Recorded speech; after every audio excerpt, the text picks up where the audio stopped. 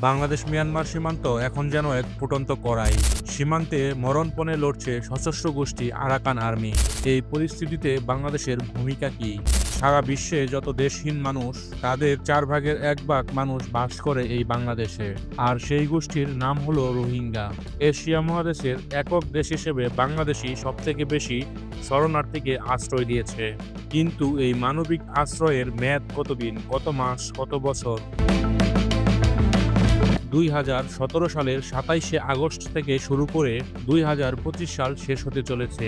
এই দীর্ঘ 8 বছরে বাংলাদেশে আশ্রয় নেওয়া 14 লক্ষেরও বেশি রোহিঙ্গাকে মিয়ানমারে নিরাপত্তার সহিত ফেরত পাঠানো সম্ভব হয়নি। উল্টো আরও রোহিঙ্গাকে আশ্রয় দিতে হচ্ছে বাংলাদেশকে। এদিকে সীমান্তের ওপারে মিয়ানমারের রাখাইন রাজ্য প্রায় পুরোপুরি দখল করে নিয়েছে সশস্ত্র গোষ্ঠী আরাকান আর্মি। তারা ক্রমাগত তাদের প্রভাব বিস্তার করছে। এমনকি বাংলাদেশের সীমান্ত সংলগ্ন এলাকাতেও তাদের দৌরত্ব বেড়েছে। সবথেকে উদ্বেগজনক ঘটনা হলো বিগত 1 বছরে কক্সবাজারের টেকনাফ উপকূল থেকে পর্যায়ক্রমে কয়েক শতাধিক বাংলাদেশি জেলেকে ধরে নিয়ে গেছে আরাকান আর্মি। স্পষ্টতই বোঝা যাচ্ছে তারা সুপরিকল্পিতভাবে বাংলাদেশের বিরুদ্ধে উস্কানি দিচ্ছে। কিন্তু প্রশ্ন হলো, চীন এবং ভারতকে সরিয়ে কেন আরাকানে আমেরিকার নজর? সীমান্তে এই সশস্ত্র গোষ্ঠী আরাকান আর্মির চোখ রাঙানো কেন সহ্য করছে বাংলাদেশ? রোহিঙ্গাদের নিজ দেশে ফেরত পাঠানো কি আদৌ সম্ভব হবে? বাংলাদেশের কি রাখাইন রাজ্য দখল করা উচিত? আজকের প্রতিবেদনে এসব বিস্তারিত বিষয় নিয়ে বিশ্লেষণ থাকবে। চীন এবং ভারতকে হটিয়ে আরাকানে কেন আমেরিকার বিশেষ আগ্রহ? রাখাইন রাজ্য এখন কেবল আর মিয়ানমারের অভ্যন্তরীণ সংকট নয়, এটি এখন আন্তর্জাতিক শক্তিগুলোর ভূরাজনৈতিক প্রতিযোগিতার কেন্দ্রে। চীন বহু আগে থেকেই এখানে বিশাল বিনিয়োগ করেছে। ইয়াকপিউ গভীর সমুদ্র বন্দর, গ্যাস এবং তেল পাইপলাইন, এগুলো সবগুলোই চীনের কৌশলগত করিডোর। অন্যদিকে ভারতও পিছিয়ে নেই। তাদের কালাদান মাল্টিমোডাল ট্রানজিট প্রকল্প রাখাইনের মধ্য দিয়ে উত্তর পূর্ব ভারতে পৌঁছানোর চেষ্টা করছে। এটি বাংলাদেশকে পাশ কাটিয়ে কলকাতা থেকে মিজোরামে পৌঁছানোর কৌশলগত রুট। যখন চীন ও ভারত রাখাইনকে ঘিরে কৌশলগতভাবে প্রভাব বিস্তারের খেলায় মগ্ন, ঠিক তখনই এখানে প্রবেশ করতে চাইছে মার্কিন প্রশাসন। কারণ একটি, চীনকে কোণঠাসা করা। রাখাইন যদি আরাকান আর্মির নিয়ন্ত্রণে আসে এবং মিয়ানমারের সামরিক জান্তা ক্রমশ দুর্বল হয়, তবে এটি ওয়াশিংটনের জন্য হবে একটি নতুন খেলাঘর। তারা এশিয়ার দক্ষিণ পশ্চিম প্রান্তে এমন একটি করিডোর চাইছে যা দিয়ে চীনকে সহজেই চাপে রাখা যায়। তাহলে প্রশ্ন জাগে, আরাকান আর্মির এই উত্থান কি শুধুমাত্রই স্থানীয় বিদ্রোহ, নাকি এর পেছনে কোনো বৃহৎ শক্তির প্রচ্ছন্ন সমর্থন রয়েছে? সীমান্তে আরাকান আর্মির দাপট, বাংলাদেশের করণীয় কি? বাংলাদেশের সীমান্ত লাগোয়া এলাকাগুলোতে এখন আরাকান আর্মির দাপট তুঙ্গে। তারা ভারী অস্ত্র, সামরিক ড্রোন এবং ট্যাঙ্ক মোতায়েন করে পুরো সীমান্তকে সামরিক ঘাঁটিতে রূপান্তর করেছে। টেকনাফ ও বান্দরবন সহ সীমান্ত এলাকায় তাদের ব্যাপক তৎপরতা দেখা যায়। অভিযোগ আছে দেশের কিছু সশস্ত্র গোষ্ঠীকেও তারা অস্ত্র এবং প্রশিক্ষণ দিচ্ছে, যার প্রধান উদ্দেশ্য বাংলাদেশেও অস্থিরতা তৈরি করা। সম্প্রতি আরাকান আর্মি আরও বেশি বেপরোয়া হয়ে উঠেছে। একের পর এক জেলেদের অপহরণ করছে তারা।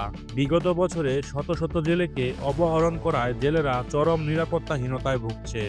বাংলাদেশি জেলেদের উপর এই আক্রমণ নিছক কোনো কাকতালীয় ঘটনা নয়, এটি আসলে এক মনস্তাত্ত্বিক চাপ সৃষ্টি করা। এটির মাধ্যমে তারা বোঝাতে যাচ্ছে রাখাইনের আসল নিয়ন্ত্রক এখন তারাই। প্রশ্ন উঠছে, আরাকান আর্মির এমন দুঃসাহস হয় কিভাবে? বিজিবি এবং সেনাবাহিনী কি দেশের মানুষের নিরাপত্তা দিতে ব্যর্থ? বাংলাদেশ সরাসরি সামরিক পদক্ষেপ না নেওয়ার প্রধান কারণ হলো, এই সংঘর্ষের মানে শুধু সীমান্ত নয়, বরং আঞ্চলিক ভূরাজনীতির অগ্নিস্ফুলিঙ্গ, যেখানে চীন, ভারত আর আমেরিকার কৌশলগত স্বার্থ জড়িয়ে আছে, যেখানে বাংলাদেশকে অত্যন্ত হিসাব করে পা ফেলতে হবে। রোহিঙ্গাদের প্রত্যাবাসন কি আদৌ সম্ভব?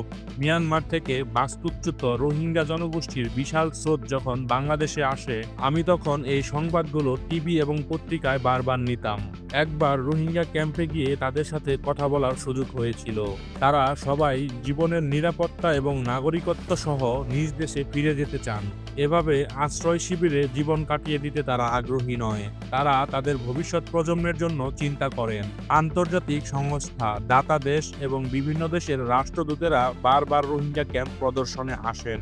মেলে অনেক আশ্বাস, কিন্তু ফল শূন্য। এই ৮ বছরে একজন রোহিঙ্গাকেও ফেরত পাঠানো সম্ভব হয়নি। বিগত সরকারের সময় ভারত একবারের জন্য রোহিঙ্গা ইস্যুতে বাংলাদেশের পাশে দাঁড়ায়নি। মিয়ানমার সরকারকে চাপ দেয়নি। চীন সবসময় উভয়পক্ষীয় ভারসাম্য রক্ষা করে চলেছে। তারা মধ্যস্থতার দায়িত্ব নিলেও মিয়ানমার সরকারের উপর কোনো জোর খাটায়নি। আর এখন মিয়ানমারের পরিস্থিতি আরও বেশি জটিল। রাষ্ট্রীয় নিয়ন্ত্রণ এখন নড়বড়ে। রাখাইন রাজ্য কার্যত আরাকান আর্মির হাতে।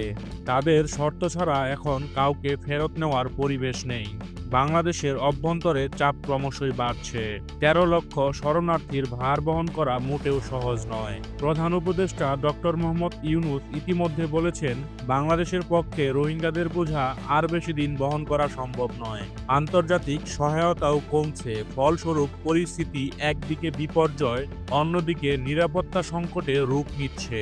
হতাশায় রোহিঙ্গারা অন্য দেশে পালানোর চেষ্টা করছে। বাংলাদেশের কি রাখাইন দখল করা উচিত? কিছু মহলে এই প্রশ্ন উঠছে, বাংলাদেশ কি রাখাইন দখল করে রোহিঙ্গাদের ফেরত পাঠাবে? বাস্তবে এটি কেবলমাত্র বাংলাদেশের জন্য অসম্ভব নয়, চরম বিপজ্জনকও। রাখাইন দখল মানে মিয়ানমারের ভূখণ্ডে সরাসরি সামরিক প্রবেশ, যা আন্তর্জাতিক আইন লঙ্ঘন করবে। একই সঙ্গে এটি এই অঞ্চলে চীন, ভারত এবং আমেরিকার কৌশলগত স্বার্থে আঘাত আনবে।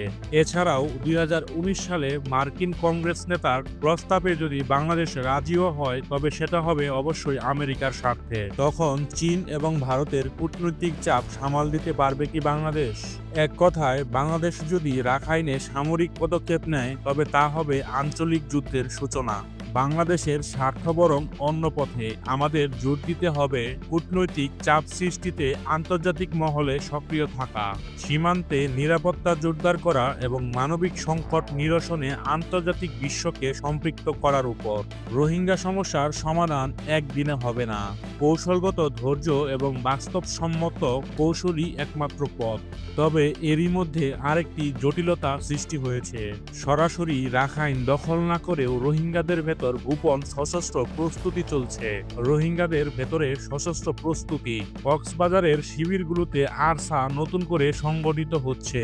আন্তর্জাতিক সংকট গবেষণা গ্রুপ ICG জানিয়েছে, 4 ব্রাদার্স অ্যালায়েন্স নামে একটি গ্রুপ সংগঠিত হয়েছে, যেখানে RSO, আরসা, ইসলামী মাহাজ ও আরাকান রোহিঙ্গা আর্মি রয়েছে। তাদের লক্ষ্য এক, আরাকান রাজ্যে নিজেদের জন্য একটি স্বতন্ত্র জায়গা তৈরি করা। রয়টার্সের তথ্য অনুযায়ী প্রায় ৩ থেকে ৫ হাজার যুবককে যুদ্ধের জন্য উৎসাহিত করা হচ্ছে। ধর্মীয় ভাষণ, প্রতিশোধের ডাক আর স্বাধীনতার স্বপ্ন, এসবের মাধ্যমে তাদের উৎসাহিত করা হচ্ছে। এদের অনেকেই মনে করেন শিবিরে অপেক্ষা করার থেকে লড়াই করাই শ্রেয়।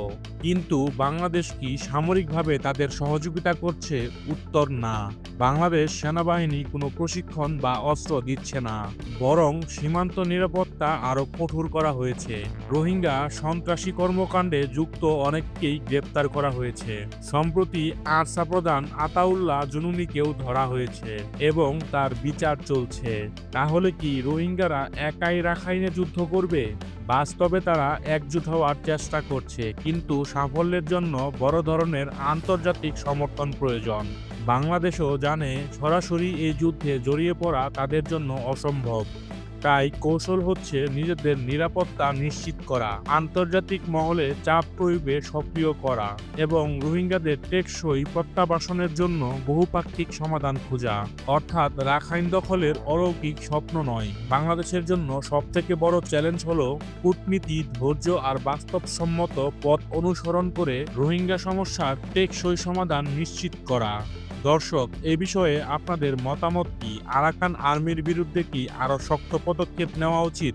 কূটনৈতিক সমাধান নাকি রোহিঙ্গা সশস্ত্র গোষ্ঠীদের সামরিক প্রশিক্ষণ দিয়ে রাখাইনে পাঠানো উচিত? আপনার মূল্যবান মতামত অবশ্যই কমেন্ট বক্সে জানিয়ে যেতে ভুলবেন না।